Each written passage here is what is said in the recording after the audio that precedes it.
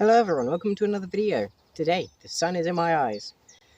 Ooh, I'm blinded by the light. Yeah, I don't know what this intro is. Today, we're going to be taking a look at how you make your wheelchair work for you. Sounds a bit mean, but it's basically how to get the most out of your wheelchair. So we're going to be taking a look at how to make the most out of using your wheelchair, how to understand its limits, and what it can provide you while getting the most out of it. So, I think we've done quite a few mentions of this, and that is seating position, how you're going to be using all the straps and things, what kind of cushion you need, all of the stuff like that, and trying to decide what's right. So I'm going to quickly adjust the camera, try and think of a new way of recording, and yeah, we'll get into it. For this part, you only really need to see my legs and like the chair itself. You don't need to see my amazing face. You just need to see the legs and the wheelchair. And that's pretty much all you need for this video. But I will show you a bit more like as we do stuff. So, first things first is we'll start from the bottom. The feet. What do you do with the feet? Do you just leave them hanging off the edge? No. Instead you will put the legs on your foot plate and see the strap. Now this isn't on every wheelchair. It's on some. You can add it on if you want it, if you need it, and you can either have it in front or behind the legs.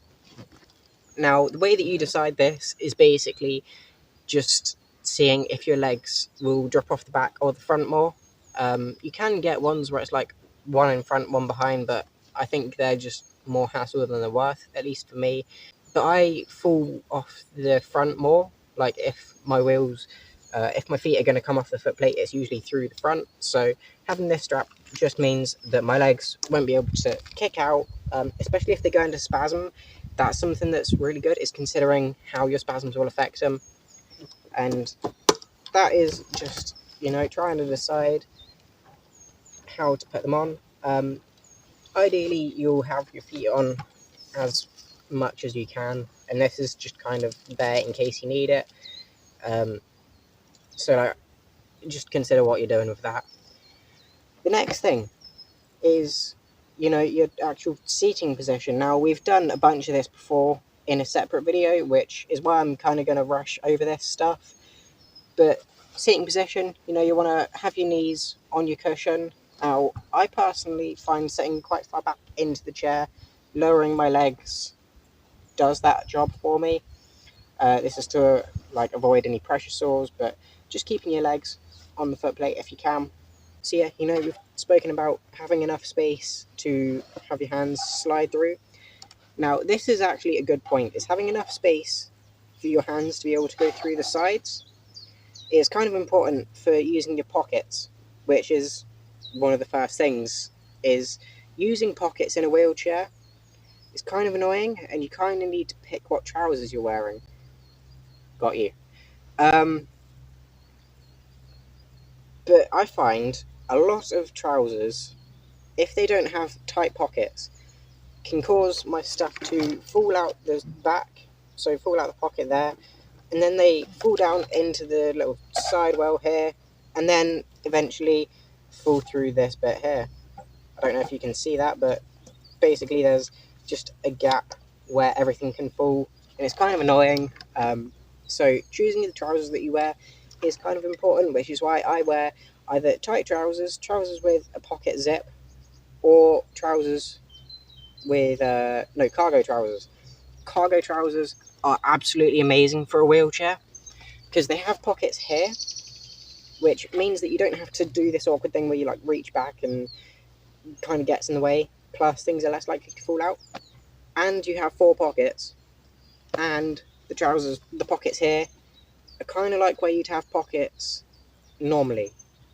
In fact, I think they should do a set of wheelchair disabled trousers where they have pockets on the legs. That would be absolutely amazing, having pockets here and here rather than up here. I'm on to something. I just came up with a new merch line. Next up, got the wheels. You should be able to relax your arms down by your sides and then touch these buttons here. I don't know if you can see that again, but it is what it is. And then the next thing is your backrest. So I find that having a backrest that suits me is also quite important, since having it there means that I can turn around, I can do that, I can reach behind me, I can use my pocket here without having issues with the backrest. Because if it was like all the way up my back, then I'd hit my back on it all the time. I wouldn't be able to lean back. I wouldn't be able to do a lot of stuff that I can do because of it. So having a backrest that suits you is also quite important. Now, the next thing that we're going to start doing, which is a bit more practical, making your wheelchair work, is knowing how to do a wheelie. I've done a video about this before, but I'll just give a quick refresh. Is pushing forwards quicker than you normally would gives you a bit of a flick. Now, learning how to control the flick so you don't just go backwards is quite important, but then also knowing how to do enough of a flick that you can like hold it up is also quite important. So just being aware of that is obviously a good thing. So that's probably the next thing, is knowing how to do a flick, because this by itself, like learning how to do a back wheel balance and just holding it, is impressive. You know, it's a cool show off trick, but it's also not that useful by itself, which is why you need to learn how to use it in certain situations, such as off-road. There's a bunch of sticks and things, you know, it will trip you up in a wheelchair way. You know, your front wheels kind of get stuck and then you have to jump over them or like go around them, and it's annoying. So learning the back wheel balance where your big wheels will just roll over the big stick, easy peasy, no problems, is quite important. And it can also lead to learning how to go downstairs, which I need to do an updated video on, because I'm not too happy with the first one. I think it's definitely something that I can do better on, so I will do that in the future. So yeah, I think back wheel balance, learning how to do that, finding your balance point is probably the most important thing. So for me, my like low down balance point is there. You can't really see it, you know. You can see the front wheel just slightly come up, and that's usually enough. But if I'm going quite quickly, I can just quickly bounce over like a twig, probably this size. And then, you know, you have your regular balance point. So from that to then that is where I find my comfortable balance point, which is where I just naturally sit if I'm just sat here talking, doing a wheelie.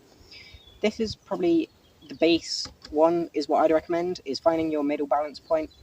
So you can go lower if you need to, and you can go deeper into this balance point, which is more for going backwards, but also if you want to show off. Or the next thing, which also kind of leads on, this has been a very smooth video where it's led into one thing after the other, is if you need to clean your wheels while you're in the wheelchair. There's been a couple of times where I've needed to clean out the wheels, like while I've been in the wheelchair, just because I've been like pushing along the forest, and then like gotten stuff in there and it's starting to grind and starting to clog up. So I'll quickly do a deep balance where I can kind of hold it, quickly give it a bit of a clean, you know, wipe all this dust off, and then either go down or lift my front wheels up again and just kind of work from there.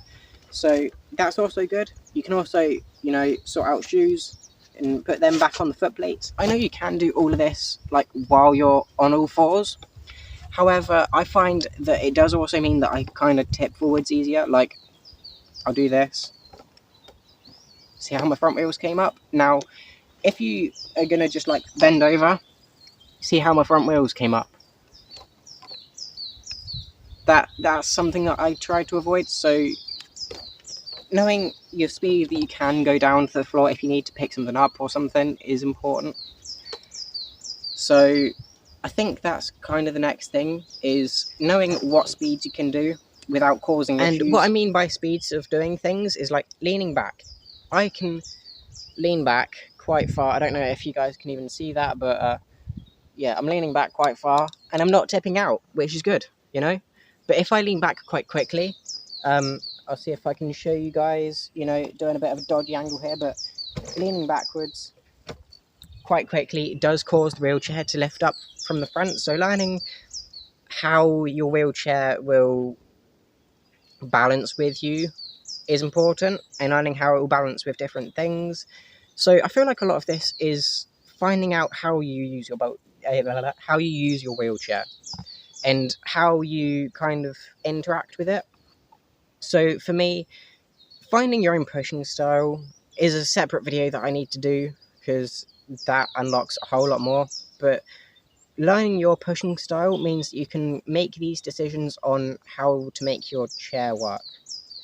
So, for example, if I was pushing along the forest, I'd want something with bigger wheels, and it can do a steady pace compared to my wheelchair at the moment, which is kind of more for urban fast stuff, a bit more sporty, where it's got smaller casters so it can easily get tripped up, but it does go a lot quicker. I can turn quicker.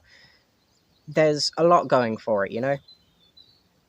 So I think finding how you're going to use your wheelchair most. Now, you may be thinking, Kev, you're in this forest all the time. Why haven't you got off-road stuff? And the simple answer is I can still do all of the stuff that I would do off-road in this. You know, it's not that much of an issue, but definitely having bigger casters and beefier back wheels does help a lot with that. So knowing where you're going to be using your wheelchair most is definitely a big thing, as well as I said, how you're going to be using it in those environments. So whether or not you're going to be doing what I do, where I do a lot of like swaying, I did a video about that, or using objects quite a lot. You need to be able to lean into things.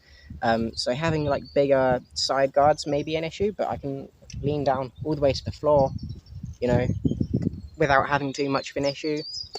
So I think that is kind of the moral of the story, is finding how your wheelchair is getting used by you. And in fact, I should have done an entirely separate video on developing your own style of pushing. So yeah, that'll be a separate video. One more thing that I wanted to mention is bags. That one there. And how you use your bags, because having bags for wheelchairs is really important. You can carry all your medication, you can carry all your regular stuff that people carry, you know, your phone, your wallet, all of that stuff. Plus all the extra stuff that goes with your disability, tool sets, things like that. So a couple of things that I'd suggest are over-the-shoulder bags. I've worn them in a couple of videos and posts. I'll show a picture that shows it here. Like bum bags, or fanny packs, wherever you're from. Over-the-shoulder is good. Or, you know, just over-the-shoulder bags. However, with most over-the-shoulder bags, if they're not tight to your body, they can rub along the wheels, such as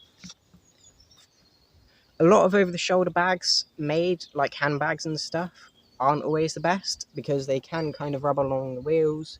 So what I'd recommend doing is, such as with my bag here, what I do is I put it around my neck, put it over my arm, and then put it behind me. So I've then got it behind me. I don't know if you guys can see that very well, but I find it helps for keeping it away from the wheels, first off, and that is the most important thing, is keeping it out of the wheels to, first off, protect the bag, and second off, protect the wheels. You know, if you're pushing along and then suddenly your bag's scraping along them, it does cause a bit of an issue, which is why I think backpacks are awesome, for wheelchairs at least, because you can put them over your shoulder. Sometimes you can even like rest them on the backrest, and it just helps so much for keeping it to your body, so you're wearing it normally, and still keeping it useful. So the two bags that I would recommend are backpacks and bum bags, putting them over the shoulder, or you can put them around your waist if you want to, but I definitely think over the shoulder, first off, is more stylish, and second off, is a bit more easy to like get everything out of it. But it's down to your own style, and if you want to wear that in that way or not. Keeping an eye on the straps so they don't get stuck in the wheels is also quite important. And again, I feel like this is just something that I could have done a separate video on entirely. So, in fact, I'm going to leave it here and do two separate videos in the future. One for choosing a bag that fits you, and the second one for choosing a pushing style that fits you. So this is more of a basic thing leading into these two videos. I don't know why this video exists anymore. I kind of started this video really prepared to do it, and then got into it, started rambling, and realised that it could have been done as 2 separate videos instead.